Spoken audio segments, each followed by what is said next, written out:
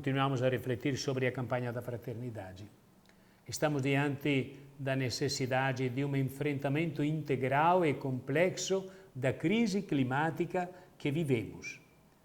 Ainda há quem pense que não estamos passando por um grave momento de aquecimento global, pelo simples motivo de que, frequentemente, verificam-se também frios extremos.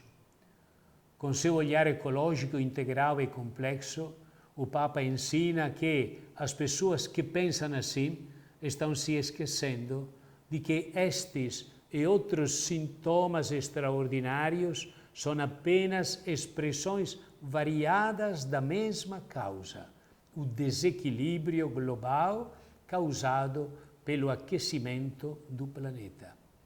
Desse modo, fenômenos contraditórios como secas em alguns lugares e alagamentos em outros, calores extremos e frios extremos, dentre outros paradoxos climáticos, têm fundamentalmente a mesma origem. E, argumenta o Papa, que justamente por se tratar de um fenômeno global, não podemos confundi-lo com eventos transitórios e mutáveis, que em grande parte explicam-se por fatores locais. Infelizmente, no Brasil, apesar dos avanços nas políticas públicas voltadas para o meio ambiente e o crescimento de outras fontes energéticas, continuamos dando um grande peso aos combustíveis fósseis, gasolina, diesel, querosene de aviação, gás natural, carvão mineral. Amplia-se a produção agropecuária em grande escala para atender ao mercado consumidor global, valorizando pouco as práticas agrícolas sustentáveis, as tecnologias limpas e o uso de materiais menos prejudiciais ao meio ambiente. Faltam-nos programas governamentais mais robustos no âmbito da prevenção, redução de impactos negativos e adaptação diante das mudanças climáticas. Há pouco incentivo aos processos de educação ambiental para mudanças de hábitos em vista de um estilo de vida justo e ecologicamente sustentável. Os sinais de esgotamento do modelo vigente, do qual poucos se beneficiam, refletidos nas mudanças climáticas, nas crises econômicas e na exclusão social e ambiental, nos colocam diante de um dilema ético.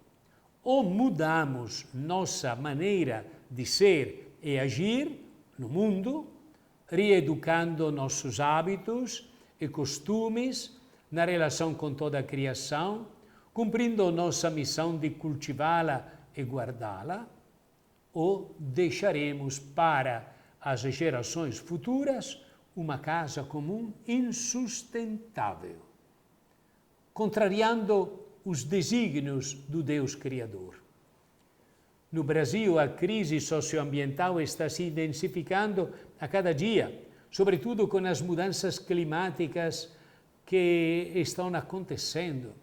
Vivenciamos o aumento das temperaturas secas no norte e nordeste e chuvas intensas no sul e sudeste do país.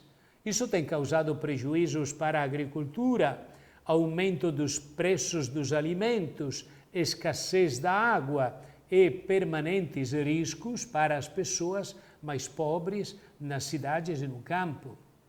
Nossos biomas vêm sofrendo progressivamente com a redução de suas áreas geográficas, tanto pelos desmatamentos e queimadas, como pela expansão em grande escala do modelo de agricultura e pecuária predatória. O número de espécies de animais e plantas vulneráveis e ameaçados de extinção cresce a cada ano, mesmo com os alertas das ciências, a mobilização da sociedade e os clamores da encíclica Laudato Si do Papa Francisco. Ele, na exortação apostólica Laudato Domino de 2023, constata que ainda não estamos reagindo de modo satisfatório e que este mundo que nos acolhe está se desfazendo e talvez aproximando-se de um ponto de ruptura. Apesar de a sociedade contar com dados científicos, há grupos que promovem ideologicamente a negação das mudanças climáticas. Dizem que elas não existem e por isso não devemos nos preocupar. E isso gera confusão e dúvida entre as pessoas, dificultando a conversão ecológica e a consequente prática de ações concretas para lidar com desafios climáticos. Felizmente, a maioria da população está ciente das mudanças climáticas e vivencia diariamente as consequências dessas mudanças em níveis locais e regionais. O movimento de conscientização socioambiental tem ganhado força nas últimas décadas, especialmente entre os jovens, que demonstram maior sensibilidade a essas questões. O Papa Francisco afirma claramente a importância das pequenas ações, por mais que se tenha a sensação de que elas não possuem força suficiente para alterar o momento de muitas crises que estamos vivendo. Em suas palavras, ele diz: não há mudanças duradouras sem mudanças culturais, sem uma maturação do modo de viver e das convicções da sociedade. Não há mudança cultural sem mudança nas pessoas. Então, cada pessoa, grupo, instituição, sociedade civil e comunidade política deve fazer a sua parte, a começar já nesta quaresma.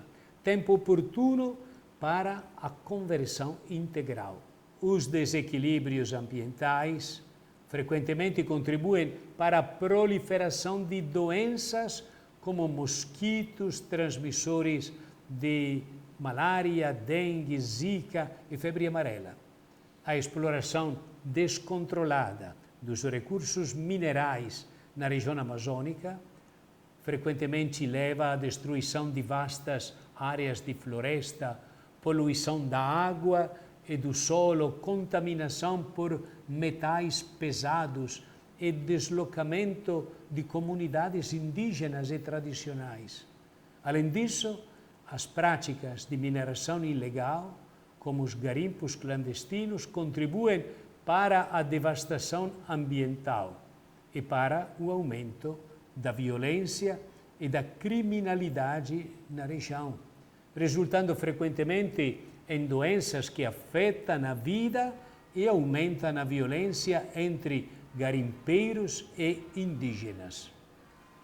As políticas públicas em nosso país, marcadas por avanços e recuos, não conseguem responder com eficiência aos desafios da crise socioambiental, deixando a sociedade e as comunidades empobrecidas ainda mais vulneráveis aos impactos crescentes das alterações climáticas.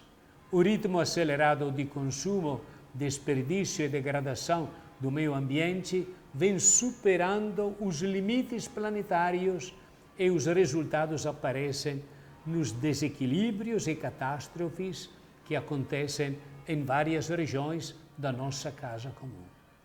É necessário fazer algo, não se pode ficar olhando, temos que ter atitudes concretas de mudança, uma conversão ecológica.